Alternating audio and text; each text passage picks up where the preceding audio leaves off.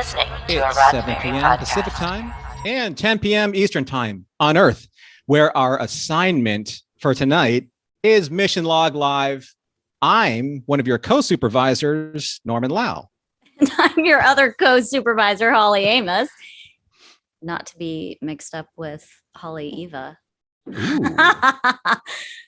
Tonight we're back to discuss Star Trek Picard Season 2, Episode 5, Fly Me to the Moon. And as always, with you, our lovely chat room, friends and fans. Mm-hmm. We know you have all of the things to say. So, give us a call, click the Zoom link, one tap from your smartphone or 669-900-6833. And then you have to enter the meeting code. And then you'll be in the Earl Grey room. And I know there are going to be a lot of people here. A lot of people love talking about what's happening with Picard. We do. We certainly do. So as all of you are lining up to get into the Earl Green room, let's see who's with us tonight in the chat. Am I allowed to embarrass your dad tonight? Yeah. Do I have permission? Yeah. So, he's there first. Bob Amos is there first. But also happy birthday, Bob Amos. If you weren't first, I would give you a golden ticket to the front of the line. Vice Admiral, good to see you. Jane, hello, Jane. Hello, Evelyn. Hi, Rhea. Sorry, I'm not going to get to see you next week. You're probably going to get to see her next week or this weekend. This coming up weekend is Chicago, Star Trek Mission in Chicago. So that's going to be fantastic. I'm leaving on Thursday. Everybody eat a slice of Lou Malnati's for all of us who aren't going to be able to be there with you. Let's see here. One of the Pauls. We have one Paul. Hello, Sandy. Hello, Carrie. John Arminio, good to see you. David, always glad to have you here. Carlos, and Tate, Alan. Thanks everyone for being here. Is that another Paul or is that two? Did I see Paul Harveth and Paul Dubs? I'm going to say yes. Hello, Dom. Hi, Dom. Good to see you.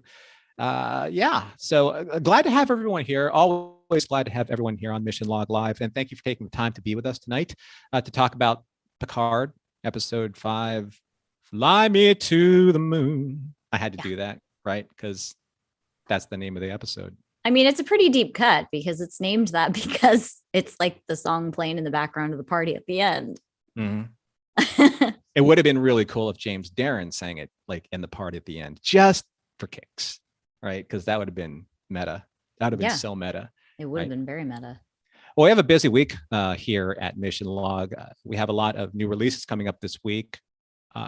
So our standard Mission Log, we're going to have Voyager with the episode The Cloud, not the one where O'Brien yells out the cloud. We know that cloud, right? Now, this is the other cloud, not a Bajoran kind of fake, kind of godlike cloud. So it's kind of like the Immunity Syndrome, like meets Voyager.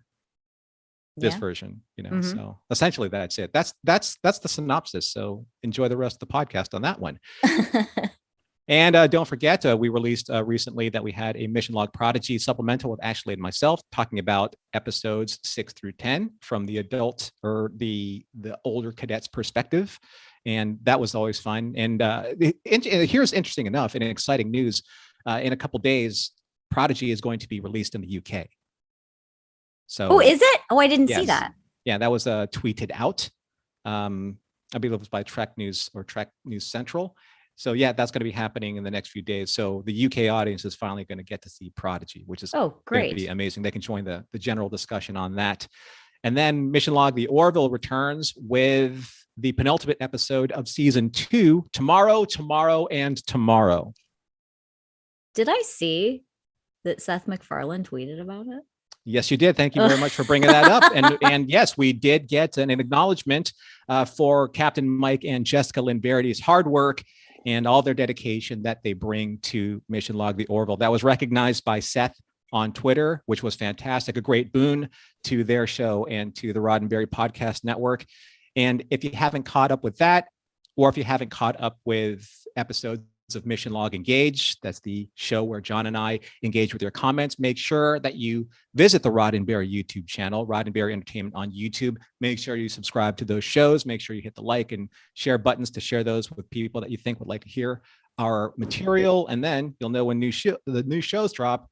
Always stay in touch with us at podcasts.roddenberry.com, where all our shows are listed. So lots of stuff going on with Mission Log. It's going to be great to have a lot of people represent and say say hi to us from the convention, on social media. Please make sure that you share like all your pictures and all your food and all of that discussion, and especially on the Mission Log Discord on Patreon, where you can find like all those conversations happening. Mission Log, patreon.com/mission log. That's where you're going to find all that good stuff.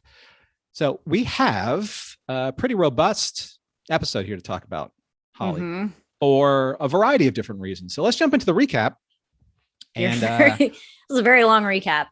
You think it's long? I think it's longer than the last few, but that's because a lot's going on. There's like 3 different storylines happening at the same time. So it's like 30-point font, like double spaced, like double lined. So I'm cheating it. I get paid by the word, right? So here we go. Star Trek Picard, Season 2, Episode 5, Fly Me to the Moon. Jean-Luc and the mysterious woman who looks identically like Laris materialize in her apartment somewhere in Los Angeles. She reveals herself as Talon, whose sole profession is to watch her one assignment on Earth. In this case, Renee Picard, Jean-Luc's ancestor, and perhaps the key to the divergence in the timeline. Elsewhere, Renee is struggling with her own problems as her test flight simulations end not only in disaster, but perhaps caused by something darker and more emotionally disturbing. On La Sirena, the Borg Queen hacks the local French national police networks and calls for help. Meanwhile, outside of Los Angeles, Raffi and Seven bust Rios out of his ICE prison transport. Raffi is still haunted by Elnor's death and thought she saw him amidst the prisoners, but has been reminded by Seven all this time that her crusade to bring him back may have been affecting her usually solid tactical judgment. In Talon's apartment, Picard recalls that James T. Kirk also once had a run-in with a supervisor named Gary, who also was responsible for protecting the natural course of human history. Talon explains to Picard that Renee is beyond gifted and is meant to achieve greatness, as proven from her childhood to now, a destiny which has led her to pilot the Europa mission launch if she doesn't lose confidence in herself. Talon and Jean-Luc secretly watch Renee's most recent evaluation, one where it sounds like she's being maneuvered into doubting her capabilities. When Picard demands to see the face of her counselor, he is enraged to discover that it is Q, and perhaps this is the moment when time is altered. Elsewhere in Los Angeles, Dr. Adam Sung pleads his case regarding his research into the human genome to what appears to be a tribunal of his peers. They deem his research and methods to be extremist, dangerous, and illegally funded, and terminate any future funding, which in turn jeopardizes any further research to find a cure for his daughter, Core. Is it Corey or Core? It's Core, right? Core. That's what I thought. Who suffers from a rare illness which prevents her from ever walking outdoors in natural air and sunlight. However, when all appears to be lost, a strange computer message and an even stranger 3D printed card entices Sung to contact Q. Shortly after the chateau was searched by a lone police officer, he stumbles upon La Sirena and is captured by the Borg Queen, who is then killed by Agnes before allowing the police officer to suffer a worse fate than death. Back in Los Angeles, Sung meets with Q in a public diner where he makes it very clear that he will suffer no fools or crackpots or celebrities who want their clones of their cats. But Q hands Sung a mysterious vial, which he describes as the cure-all to Core's ailments. And if Adam wants more, all he needs to do is ask, because Q has something he wants in return. On La Sirena, Agnes beams back most of the way team as Rio, Seven, and Raffi all make it back safely, only to find Agnes covered in blood, explaining away that she had to kill the Borg Queen to save an innocent life. Shortly after, Picard and Talon also return to La Sirena and catch up with everyone on what they believe is the reason why they are here, to make sure that Renee makes it onto the Europa mission launch in 3 days. In Sung's lab, he's confirmed that Q's serum is legitimate and allows Core to inject herself with it. After removing her protective force field, she remains unharmed, even goes for a swim, something she's been dreaming of doing. But her protection is only temporary, and after returning Core back to her protective chamber, Sung knows he has only one option left. After contacting Q, after their quid pro quo, Q asks Sung if he has ever heard the name Picard. In the chateau, Jean-Luc and his crew, along with Talon, all realize what is at stake concerning Renee Picard. Their mission, should they choose to accept it, is to make sure that Renee pilots her upcoming Europa mission. If she does, Picard believes the timeline will return to normal. However, protecting her out in the open without being noticed will not be easy, starting with a maximum security gala ball, which she will be attending. However, after attacking the tech to break into the ball was easy for Agnes, who studied antique coding in school. With that, she hacks into the security system, creates her alias, and literally walks through the security checkpoint, only to be caught later for acting suspicious.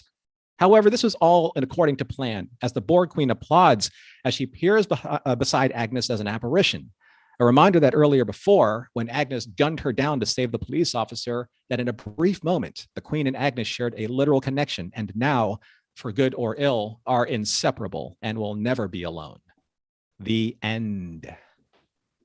It's a pretty good. Yeah, and it was a great way to end the episode too. I feel like they're doing a really good job at keeping me. Oh, I'm sorry if you guys can hear children. That's a Borg screaming. baby. That's a Borg baby. That's my neighbor.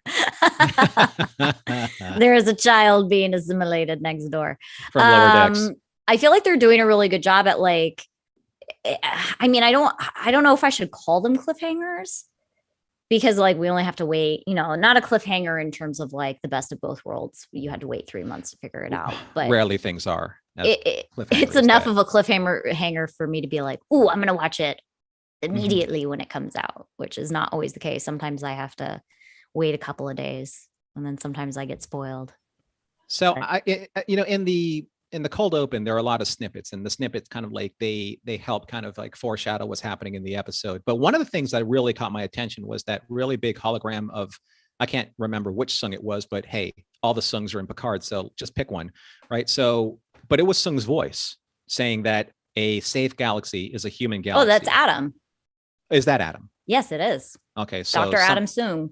Something was obviously. Yeah. So what I find interesting about this is that, with the introduction of Renee Picard, who we saw at the end of the last episode, but she wasn't named, but we knew that she was going to have something to do with everything because she basically appeared across the way from Q. Right. The beginning of this episode, I was like, oh, it's going to have to do with Renee. And clearly she is related to Jean-Luc. But bringing in the Sung part of this and why everything has to revolve around the Sung family dynasty, I'm not sure on. The Sungs are turning a little bit into the Michael Burnham situation, but or the Skywalkers, everything is connected to the Skywalkers. Everything is connected to them. Yeah. But now I'm interested is like it doesn't seem so clear cut, right? Because is Picard, Renee Picard, a red herring? Is the interruption more have to do with the Sungs, or is it the other way around? And like, because Picard and crew are completely unaware of the situation with Sung right now, right? Like they have no idea that Q's also messing around over there. And like Q clearly has a plan, but we don't know what that is yet. Right. Is one a red herring? There are a lot of things, that are affecting the timeline. And one of the things that I like is that they're acknowledging that please don't, leave any fingerprints behind. Please don't alter the timeline. Please don't affect it in any way possible. When they busted Rios out of the bus, they let all those prisoners go who were supposed to be on the bus. I don't know if that affects the timeline or not, but I'm pretty sure that is kind of a fingerprint. Well, sure. And also the police officer who was not killed and not assimilated, and we don't know what's going to happen to him. But if he does die, even if he doesn't die, this is going to affect the timeline because he's going to be talking about this for the rest of his life. And if he does die, like that definitely affects, like children might not exist as a result of that. The relationships clearly won't exist they're not doing very good at avoiding the butterflies. I'm getting to see photographs like somewhere like in the story, like start to like have people just start to disappear from the photographs, a la like the Back to the Future stuff. Because Leah Thompson is directing these, or at least has directed Leah Thompson was in this episode, and Frakes directed this episode. Oh, well, Frakes directed this one. She had directed she directed the last one, right? Yeah. two, yeah. But someone's going to disappear in a photo. Do you think she's like on the set talking about like time travel and the laws of time travel? It would be great if she could share some stories about that. Let's see if we can get her on the show.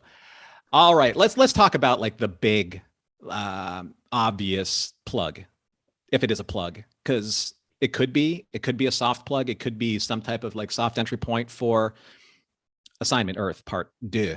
21st century. I mean, there are some heavy references going on to, the original series season 2 finale, Assignment Earth, which could have been a spinoff if Gene had gotten his way. Mm-hmm. Yeah, that was the Assignment Earth was originally supposed to be a spinoff, and that was largely because Star Trek was being like, that was when they were fighting with the network to not get it canceled or to not have it canceled. So yeah, this is sort of, like a soft expansion on what would have been a spinoff in the 60s. I mean, the references are pretty on the nose. I mean, these aren't subtle references. I mean, Jean-Luc Picard references Kirk, who references Gary. Yep. The technology of Talon's transporter effect is very similar akin to what you saw. Apartment also, the setup of her apartment reminds me of it's like a modernized version of Gary's office and apartment. They're there. They're available for the public discussion. Make of it what you will. What do you think, chat? You think that that's what they're going with this? Do you think that's possibly one of the spin-off projects that we have for, Kurtzman's next, expansion of the franchise in a way? Is that a good or a bad thing? Who knows? It could be a great thing. It just could be something that maybe should not be explored. Who knows?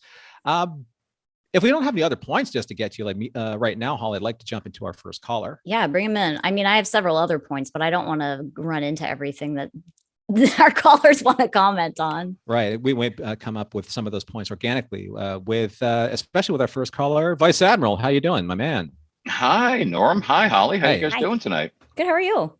Always good. Always good, especially when I'm here able to talk to you guys. Oh, you're sweet.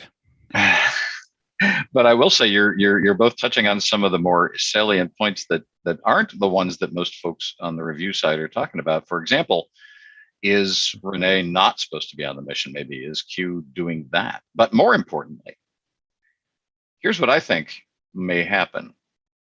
We have downplayed entirely the fact that Picard is in a synthetic body. But we saw from the previews, and I don't want this to be a spoiler if you haven't seen the preview for next week's episode, but I'm sure most of us have, he's going to get injured. Mm-hmm.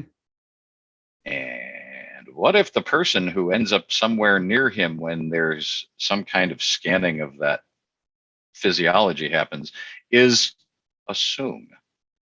I mean, we don't even know why Adam Soong decided to go Earth first style stuff, but maybe there's a gap in that logic, right?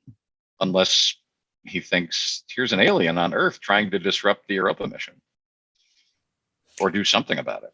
Yeah, I mean, clearly there's a connection, and that's why Q is messing with both sides of this. I do feel like Renee is supposed to be on the mission, as opposed to what you said is a theory that she's not supposed to be on the mission. Simply from the standpoint of Picard made a comment about, we don't know much about her except that she found something on Europa that no, hang on, I don't mean to interrupt, but she didn't find something on Europa. Picard said she found something on Io. On Io, you're right. Io is a Jupiter moon. Yeah, right. So they don't. Okay, yeah. So they don't know whether or not is it not. I guess it's not in. You would think that when he first heard that the Watcher was there to watch Renee, and when he said, what he said, he would have said, "Oh yes, she was on that mission." He didn't say that.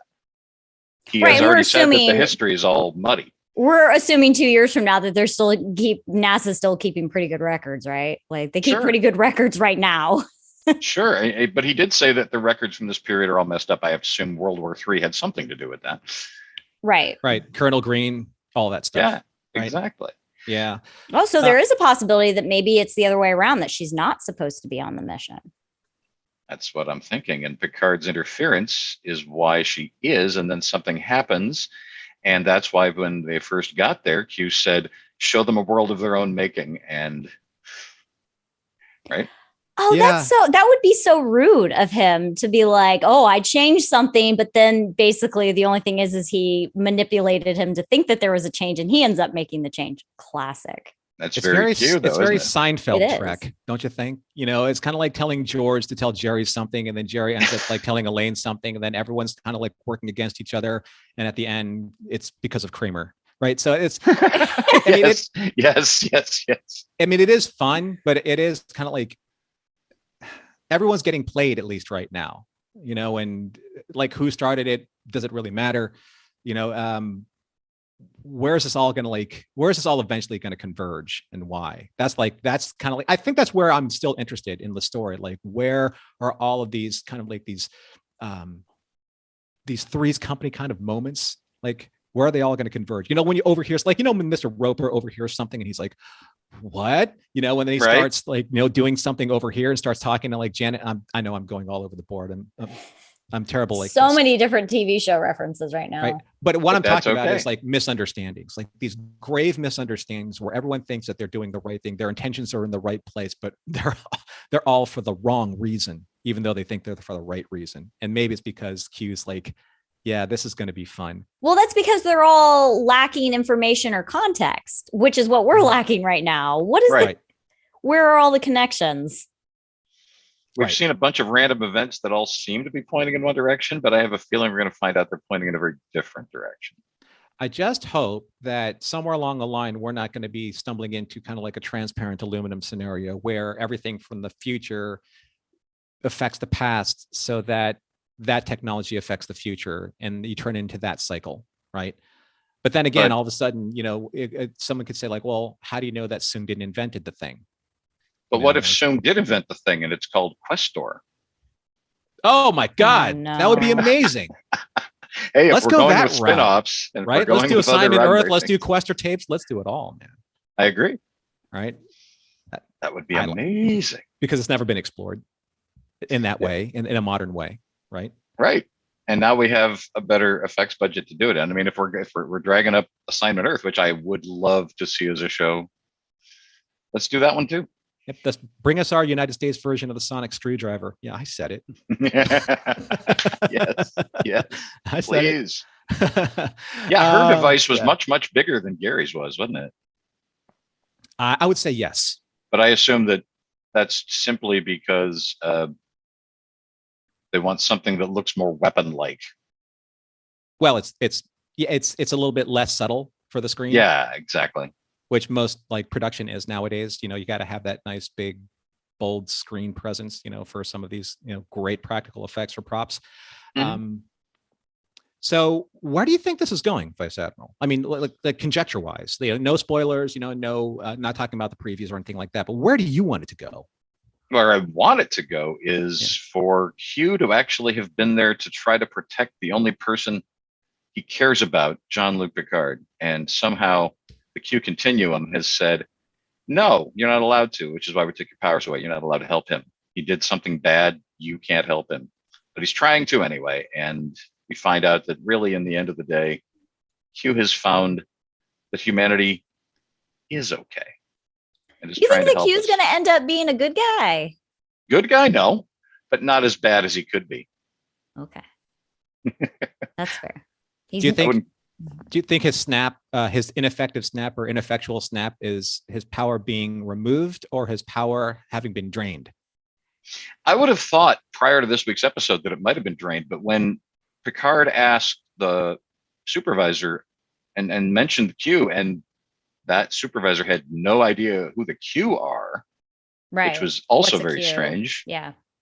Then I'm like, who else would be involved? Who's the other player then if it's not them? Because Right. we already know they're amazingly powerful. Well, she's also asking, the same types of questions that I think Fan has. So I think in a way it was a little bit of a fan service. They're having a conversation in her apartment, and she was like, if he wanted to interrupt the timeline, why doesn't he just snap the Europa mission out of existence? Well, I think he tried to, right? Or right, because later in the episode, like we see him, it's not working, and then in this episode, he tells Adam Soong that he has certain limitations, and we're like, what are your limitations and why? He and Time aren't getting along with something like the line. But the first time we saw them interact, Renee and Q, it looked like he was going to snap her away, and then he couldn't. Right. So, this was outside of Jackson Roykirk Plaza, right? Yes, where if you didn't see the quote on that bust, it's the singularity will occur when machine intelligence is smarter than us. And frankly, I can't wait.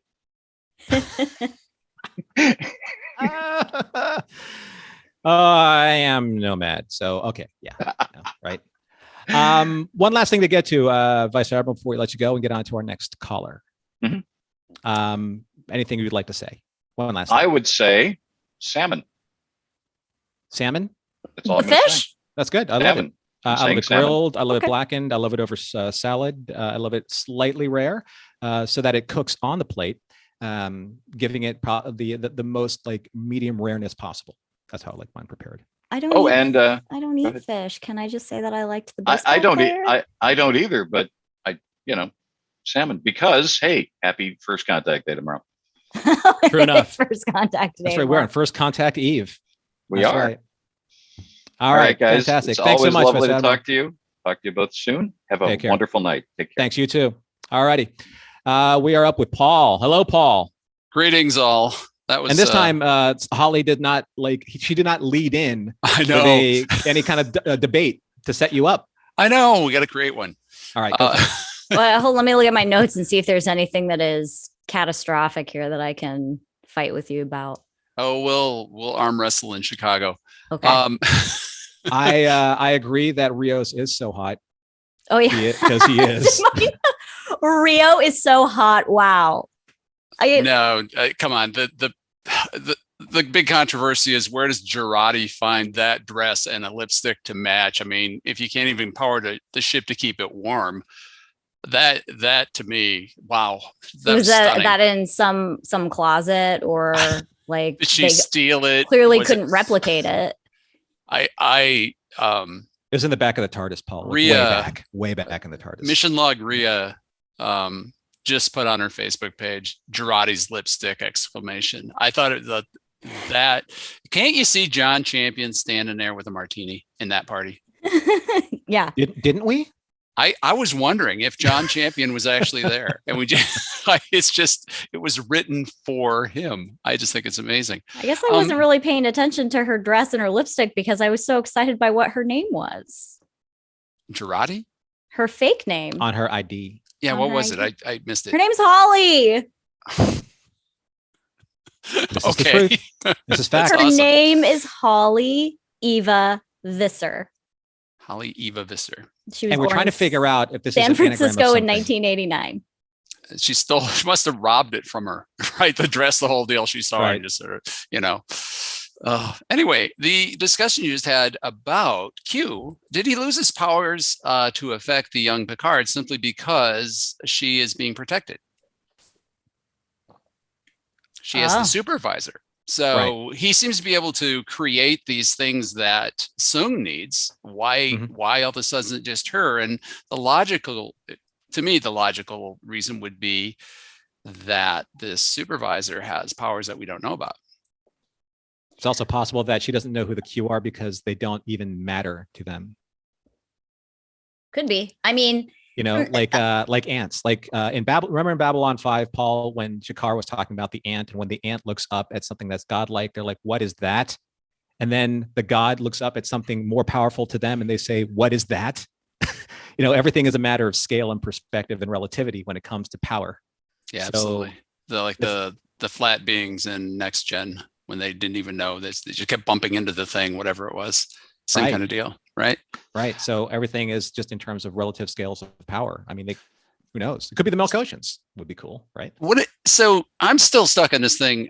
First of all, shout out to Norman for this whole Borg Queen becoming Girardi back and forth. I think this is lining up for you having the giant win there. I'm still trying to figure out, can Q exist in multiple timelines? Can the same Q exist in multiple timelines? Because I'm trying to figure out, is this Q the one that Picard had a conversation with?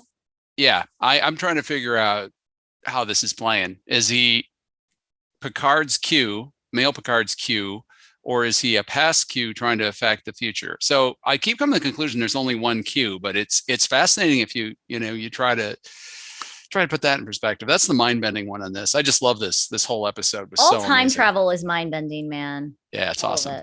In all good things. He was able to basically traverse, all the way to the primordial past, all the way to the most, the furthest extremist of the TNG timeline, all in the span of his own existence. So it's just whenever he wants to be in that part of time, right?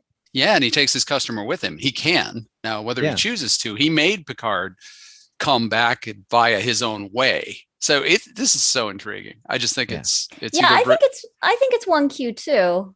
Because now that you bring up the last episode where he's taken back to like the primordial ooze, do you remember? He's like, oh look, the first stages of life are about to begin, and nothing happened. So he is capable of like going back in time, being the same Q, showing something. If something doesn't happen, these are the results, or the fallout, I guess, from things not happening in the right sequence. So we sort of already had seen a conversation about this with Q in the last episode. Yeah. Yeah. Hey, let's put it. Can I put a pin in this, Paul? Paul, I want to keep you on the phone for a second, but I want to tell you about something really important. Very important. Tell you about something really important, like hashtag important. Yes. Right. Because if you want to win a copy of the Star Trek Picard audio drama No Man's Land, all you have to do is post our hashtag Mission Log Live and the book title No Man's Land, and we will announce a winner for that book on the show, like we're doing for tonight, every Monday for the next few weeks now, because we started this a few weeks ago. We only have, I believe, 3 weeks left, and we have another winner picked for tonight. But before we announce our winner for this contest, Holly, our co-supervisor for tonight, is going to tell you a little more about this audiobook. Yeah, so No Man's Land, I'm listening to it right now. I think I'm going to finish it on the flight to Chicago. But it takes place between seasons 1 and 2 Picard. It's 7 of 9 and Raffi, and they have to help out a vicious Romulan warlord. We sort of get to see things that are happening between those two characters. Fully dramatized Star Trek adventure, written and produced exclusively for audio, so it has all the sound effects. The sound effects are great, you guys. It's like a radio drama. It's so good. It is the work of Kirsten Beyer, who's co-creator, writer, and producer for Picard, and Mike Johnson, who's a veteran contributor to the Star Trek comic book publishing program at IDW, and perhaps we will have a conversation with them soon. Yes. Of course, Jerry Ryan does 7 of 9, and Michelle Hurd is Raffi, and they have several other people that join them, including Fred Tatasciore, who many of you know as Lieutenant Shax from Lower Decks. And it's published with full support and participation of Star Trek, CBS, and Paramount. Yay! Yeah. So, drum roll in your head. There we go. You know what it sounds like. Our winner for tonight is at Junsecchio Guide or Guida. We're not exactly sure how to pronounce that. We're not sure. I went to high school with a brother and sister whose last name is spelled that way, but they pronounce it Guidi. So, Guide, Guidi. Congratulations, either way. Congratulations. We spelled it right, I'm pretty sure, because we took that right from Twitter. And if you want to follow us on Twitter, please do so at Mission Log Pod. Use the hashtag Mission Log Live for your chance to win a copy of No Man's Land here on Mission Log Live. We'll announce the next winner next week. And don't forget that you can enter every week. That's right. You can continue to enter every week. So do that. Yes. Here's the great thing about this book. So all of the great scenes that we're having with Raffi and Seven, trying to bust out Rios in the car, all of that is just an extension of what happened previously that's happening in this book. You're just going to get more of that, which is amazing, and them, so which is also amazing, so which is fantastic. So you should do that. Make sure you get that hashtag out there. All right, so unpause. Paul Harvard. I can't remember what we were talking about. We were talking about Q and the Q in all the different timelines. Well, I think that was the end of that portion of the conversation. It was the end of my point anyway. Yeah. So can you imagine having Q as a therapist? That was, I felt that was going to be the case because Q is just really kind of trolling Picard at like every turn. And if it's going to be a Picard's ancestor, Q is going to be like right in there manipulating somebody. Right. Why does he have to be channeling Freud though? Is that a little bit on the nose? It's too creepy, wasn't it? Oh my word. That was Freud is, we know who Freud is in this timeline because he's still in the past. Is she not like, this is a little bit weird, you're a little bit too on the nose Freud status? We missed an opportunity at a great title for an episode, Q Freud. Oh no, don't give him those ideas. It's gonna happen now. Done. Sorry, Alan. Took your steam. I know you're going to go there. The writer's cap is coming out. I feel it. Time for me to leave my Q calling card on your 3D printer. How many of those things are going to be sold out there? Seriously, like somebody. Did you guys call the number? Those, right? Did you guys call it? What is it? It's a working number. It's not a 555 nonsense. It's an LA based number. You can call it. Yeah. Oh, is it 10 forward? That'd be cool. No, it's call the number. It's Q's voicemail. And remember, folks, my word, the number is 8675309. Remember, still 8675309. Jenny will take your call. Who do you turn to? That's who I would turn to. Jenny is Q's assistant. Mm-hmm. Wow, you're really showing your age, Norman. I know, right? If I have to dye my hair now. But yes, it's a real working number. If you haven't called it, it's a nice, interesting little interactive Easter egg. And go get the number and please call it because it's fun. Thank you so much for that, Holly. We look forward to seeing you this weekend, and it's always a pleasure to talk to you too. And I will leave this to Alan. All right, enjoy yourself this weekend. Have a slice of Lou Malnati's from me. See you guys. Right, see you, buddy. It's gonna snow in Chicago. Yeah, but it's yes, fun it will. snow. Yes, it will. It's fun snow. It makes drinking all the more warmer to your body. All right. That's Well, English. I did pick very good cosplays in terms of keeping me warm, and I also managed to get them all to fit in my carry-on. So I'm very proud of myself. You need Spock's Delta Vega poncho. That's what you need. I'm taking a poncho with me, but it's a Borg poncho. I want that thing, like the bulbous head Han Solo fringy kind of. Yeah, I don't have poncho. any hoods. Yeah. I'm not bringing any hoods. All right. Speaking of hoods, what's happening, Alan? I had no transition. Well, for that, sorry. Yeah. Well, I mean, like, I guess kind of Chicago was not my hood. I'm from Schaumburg, but I mean, but it's the next best thing. So You're a Midwestern kind of guy, you kind of have the long, eyes and the way they talk, in the Great Lakes region. Absolutely. There's, you got one, couple, 2-3 reasons to go to Chicago. Yeah. Star Trek is one of them. That's right. You got the pizza. Although, I hear there's plans for some Lou's. Make sure you got like a bunch of guys to go there with you, because otherwise the collective cholesterol level bump is going to be triple digits. Oh my God. Quadruple digits. Yes. And I'm so jealous. I'm not going to be there for that. Yeah. I mean, this is my, surrogate home. And I think I may not make it either, because I've got other things going on, but yeah. Lou's with the wheel of sausage on the pizza. Gotta love it. I know the sausage is good. The sausage is good. You were there for some of the conversation that we're having with Paul, and I could tell, with a raised eyebrow or a crooked eyebrow every once in a while, that you had a couple things to say. Well, yeah. I mean, first of all, the whole Q situation, it honestly had not occurred to me that this was not possibly the Q that we know, and that's adding a whole nother wrinkle into all of this, because it's weird that Guinan can tell when the timeline's messed up. Mm-hmm. The Borg are apparently Venom, where they can just see throughout the multiverse. Wow, that's a crossover. Yes, I know. Yeah. Didn't know either of those things were possible until this year, but or the last 6 months, but apparently so. But Q is stuck to whatever, possibly stuck to whatever reality he's in. I'm not sure. I'm not sure what that says. This sort of felt like a transitional episode for me, because it felt like we're wrapping up some of the stuff.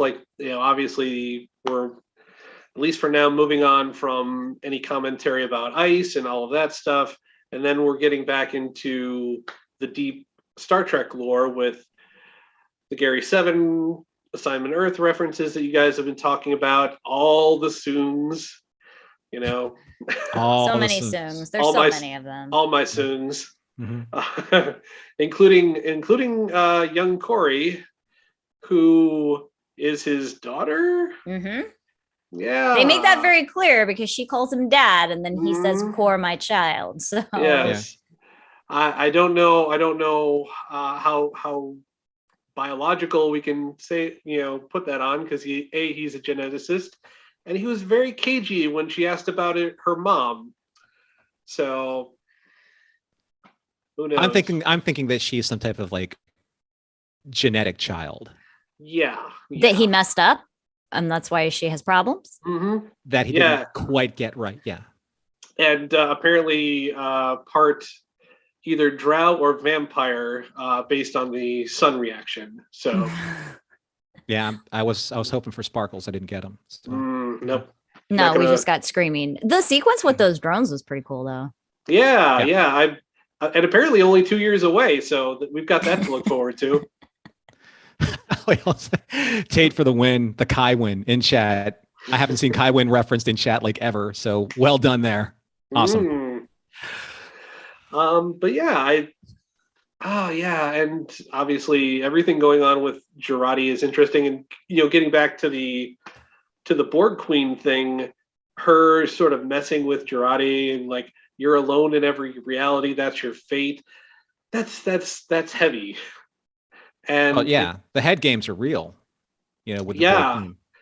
And honestly, I was like, what does that remind me of? And it reminded me of a bit from one of the Star Trek novels, the Q one. I think I've referenced it before for Discovery, but I remember that in that book, Jack Crusher was a character in one of the timelines, but he was like the only Jack Crusher. And it's like just the fact that in Star Trek, apparently certain characters are just either fated to die or be horribly lonely. And that just does not seem fair. But I think that's in Agnes's case, it's a really interesting. I think it's a really interesting decision for her character, but I also think that it's really letting the character like stretch and grow in a way that we haven't really kind of like what is she going to be? Is she going to be? She's not the action adventure-y, we're going to go off and save Rios, part of that troop. No. She's obviously not in Picard's story, like main storyline, because it's going to be him interacting with all of kind of like the reference characters like Q, like Guinan, like, Laris or Talon. So where does she really fit in? She doesn't I think it's an interesting thing that she actually really doesn't fit into any of those away teams. She's really good at what she's really good at. Yeah. Unfortunately, what she's really good at requires a lot of solitude, I guess, much like Sung. I think Sung is a solitary character.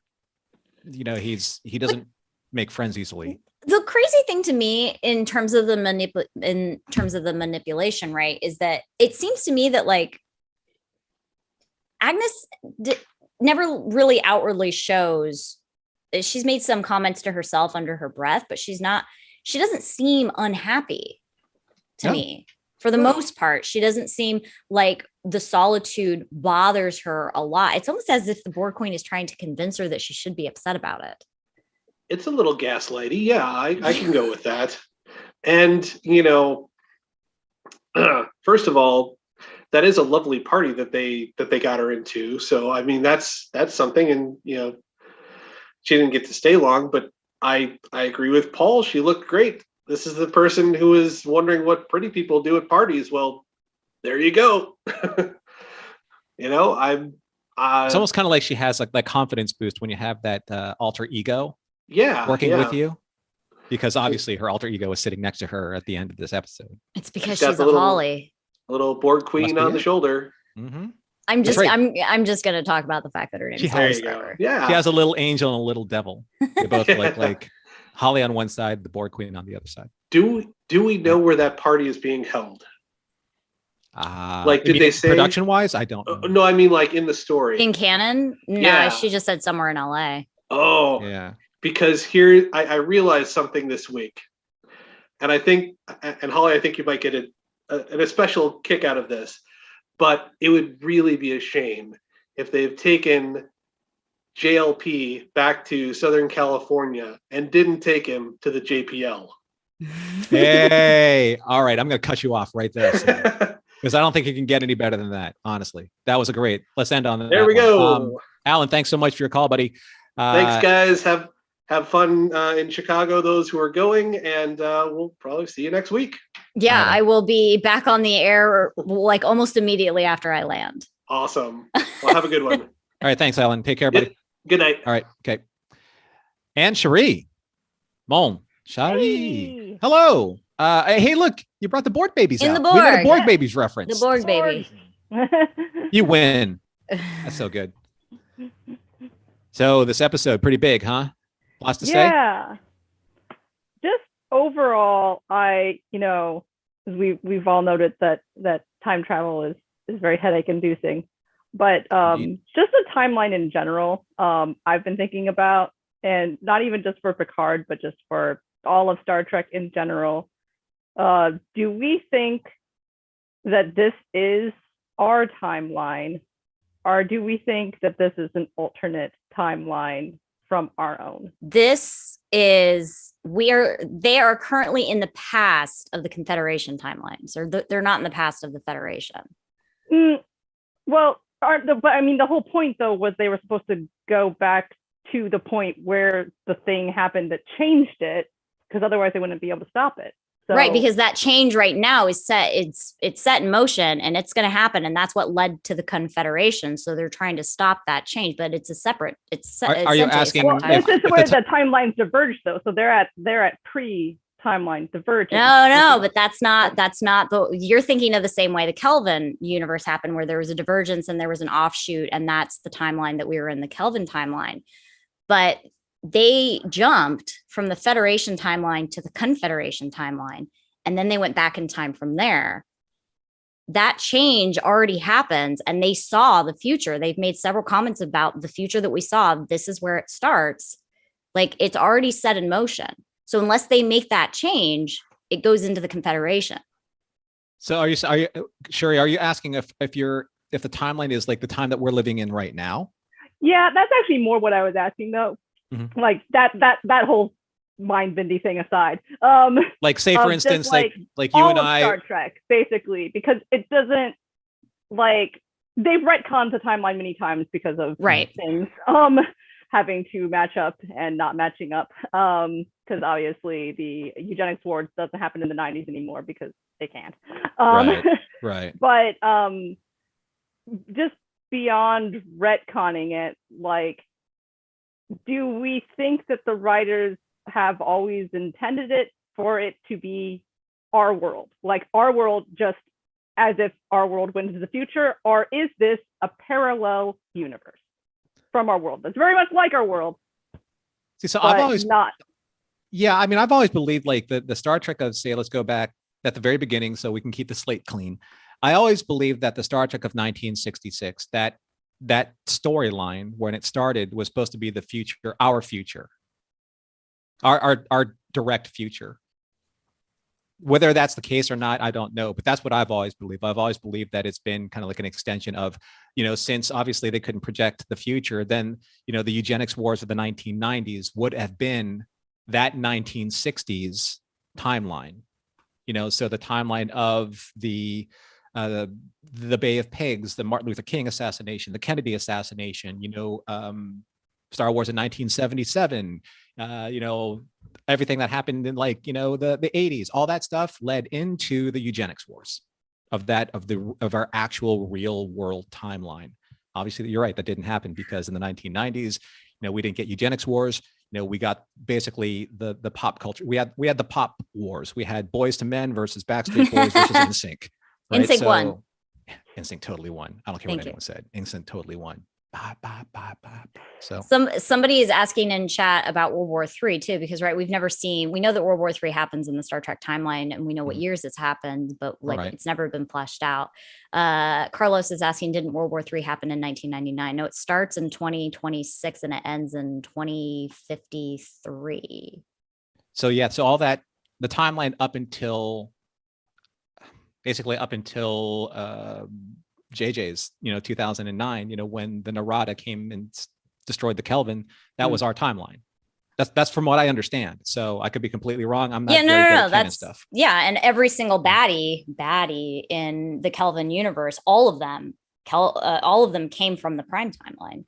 Right. So yeah. So up until that point, so like when we're watching Picard, everything that's happening in Picard up until they are in the Confederation, from what I believe, is still our timeline. It's still the Hobus timeline before Spock goes back in time, before the Narada goes back in time to chase Spock. That's still the main timeline, the i.e. quote unquote Prime timeline. And then the Confederation is part of that askew Prime timeline. So yeah, so if for all intents and purposes, you and I could have been traveling on like the 405 or the 605 North, headed towards outside of Los Angeles, and some ICE bus that was carrying Rios and all those prisoners would have crossed our paths somewhere. And then we would have seen, we would have seen two incredibly amazing women like bust that prison bus down and save a bunch of people.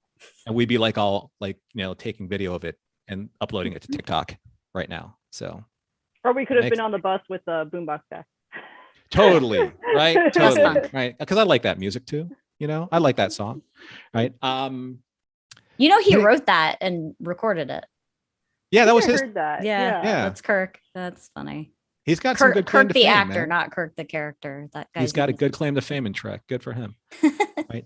One last thing there, Sherry, before we have to let you go. You have anything else you'd like to say about the episode? I would like to say that I hope we're not yet sure what direction they're gonna go in with the Borg Queen being in Girardi's head. But I really hope they don't make her a sleeper agent again, because then that will be the second time, because she was a sleeper agent in the first season. And if they do it again, it's just kind of like what they always do to her. Right. I'd rather that not be the case. Yeah, I mean, I know the stakes would be terrible if she actually had to basically, evolve into the Borg Queen, to have that knowledge to plug into La Serena to get them back home and to make that sacrifice. But maybe that's the arc of her character. I don't know. But if the arc is going to be true and be sacrificial and mean something, they really have to go all the way. Or you're right, it would just be another tropish, arc for that character that's, again, too similar to what happened in season 1, which be like disappointing, I think. Because I actually started to like, I didn't actually care for her character very much in season 1, but I actually started to like it in season 2. But if they make her like a sleeper agent again, that's going to make me really annoyed. So I hope that's not the case. But right. I do really like the Borg Queen, and I like Agnes, so I hope their characters have a good ending. We'll see what happens. Okay. All right. Thanks for calling in, Sherry. Appreciate it. Good to see you again. Bye. Bye. We have one last caller for tonight. Closing out the show, we have Valeria. It's been a while, Valeria. Nice to see you.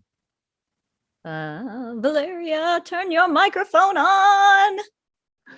Jolan True, y'all. Yeah. There you go.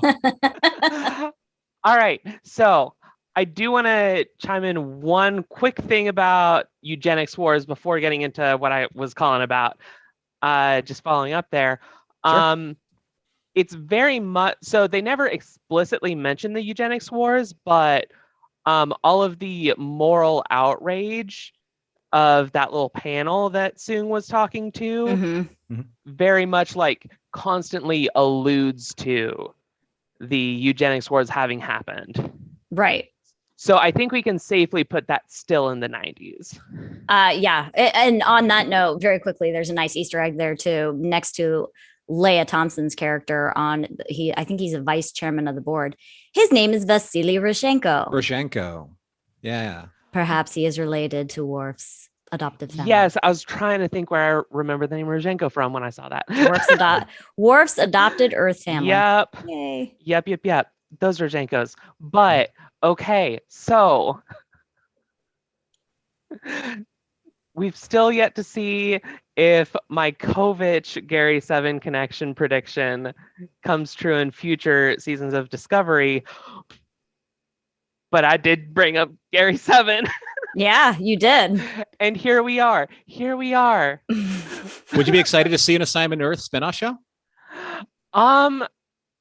Yes. Honestly, with Picard being already confirmed to end at season 3, and that has been the plan, I am one of the big things I'm looking for in Picard is spin-off potentials, and I would absolutely love a Operation Earth.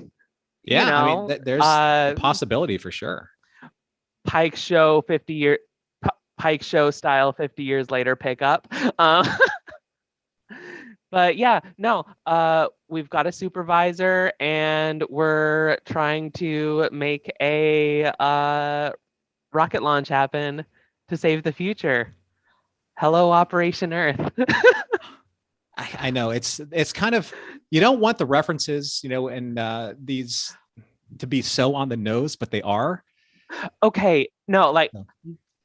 Intertext is my favorite lens of analysis. And so like the way that season 1 was just constant what are little girls made of all the way up and down. Totally. Mhm. Right. Just was part of what I loved about season 1.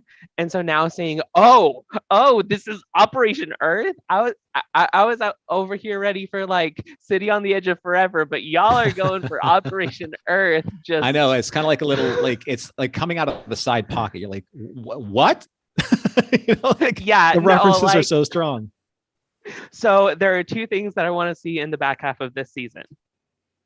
1, a cat that turns into a person.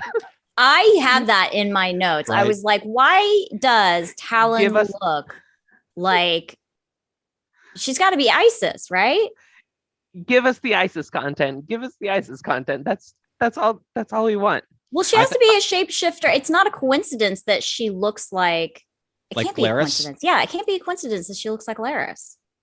We've been getting a lot of coincidences with people in 2024 looking like people that we know. Yeah. From where we came from. So I don't know where that thread is going to go. I'm curious about it, but I don't have enough to work with it yet.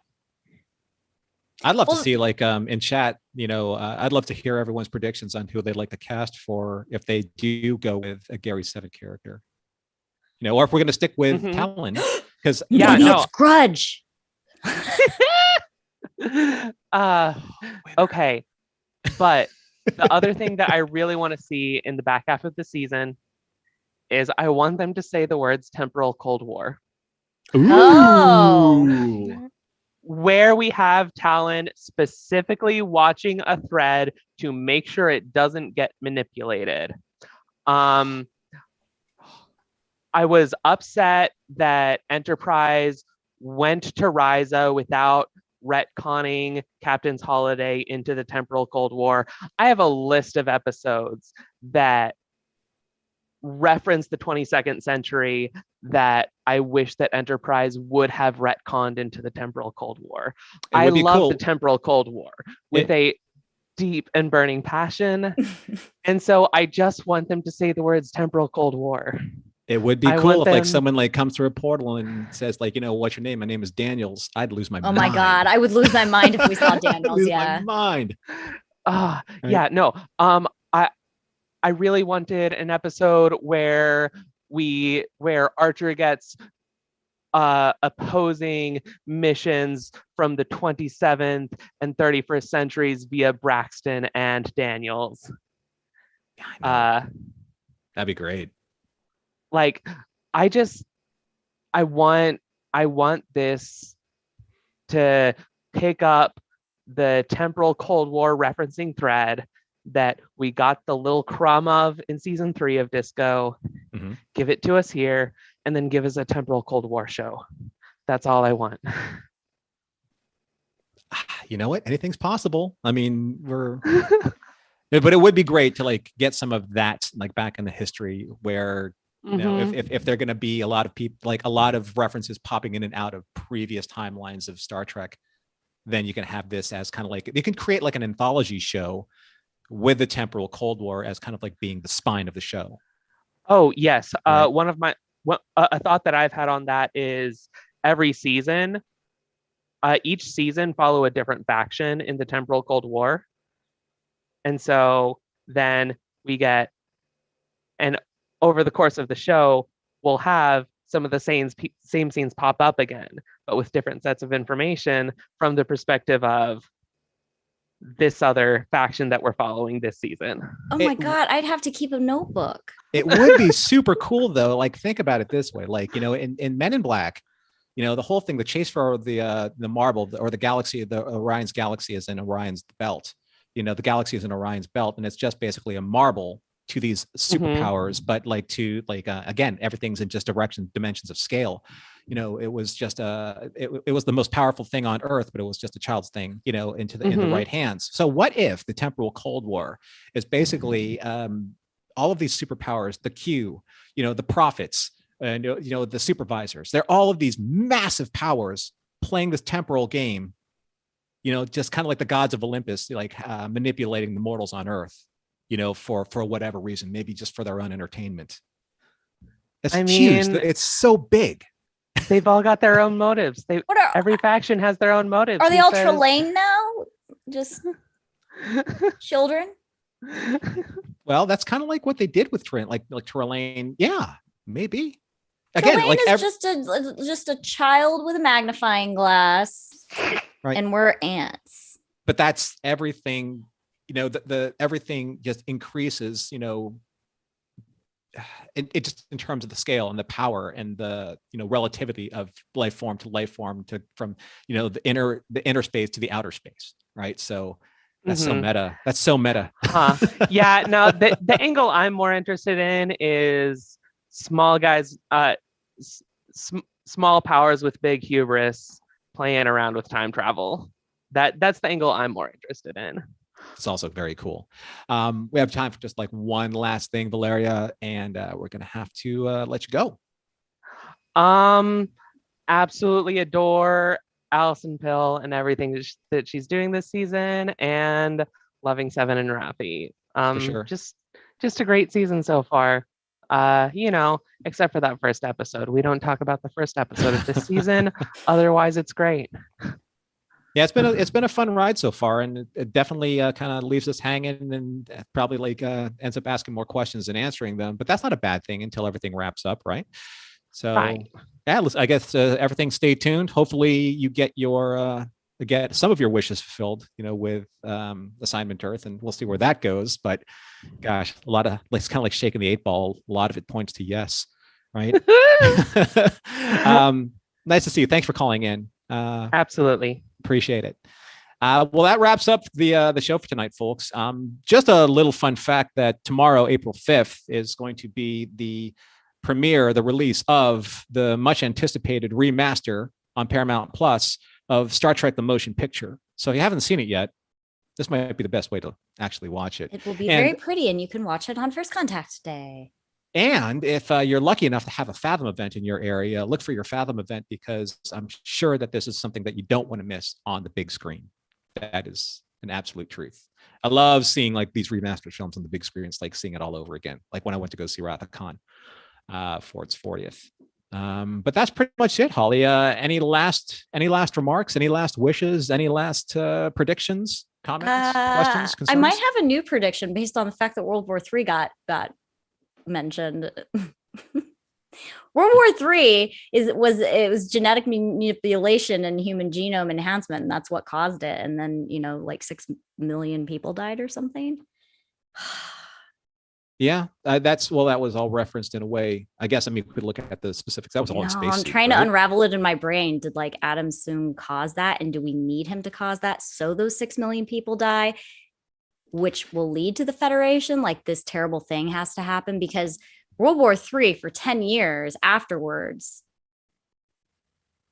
like all of that led up to First Contact, which was literally exactly 10 years later in 2063. Anyways, right. I don't know. My brain just started going everywhere when we mentioned World War III. There was a great question that was asked us. I think it was in our Discord when somebody asked, do we have to endure the darkness before we get to the dawn of Star Trek? Is that something we have to have do that? World War III has to happen in order for First Contact to happen, and First Contact has to happen in order for the Federation to be a thing. No, we're talking about in real life, in real time. Yes. Does humanity have to suffer that kind of catastrophe in order for us to be able to fight for a better future? Yes, because we have to learn. That's how we as a species learn. That's how an individual person also learns. Perhaps. That's just a question. I have no real stake in that answer. I have very strong feelings about it. Well, we can always talk about that on our Discord. So visit patreon.com/missionlog. Visit us and join our Discord for as little as $1 a month. You can have these kind of conversations with me, with Holly there. But anyway, until next show, thank you everyone for showing up. Thank you for spending your time with us your Monday night. And that's it. So Mission Log Live is produced by Rod and Barry Entertainment. Technical production on Mission Log and Mission Log Live, watched over by our supervisor, Earl Green. Be sure to visit podcast.roddenberry.com for the latest from Roddenberry podcasts. If you would like to support Mission Log directly, give us a look at patreon.com/missionlog. Special thanks to Holly, who has dropped some very amazing nuggets of trivia and some also leaving us with some fantastic things to think about and chew over, like the deliciousness that is vegan bacon. Thank you to everyone who joined us live or later, and we look forward to reviewing the next episode of Star Trek Picard Season 2 on Mission Log Live with you next week. This is a Roddenberry podcast. For more great podcasts, visit podcast.roddenberry.com.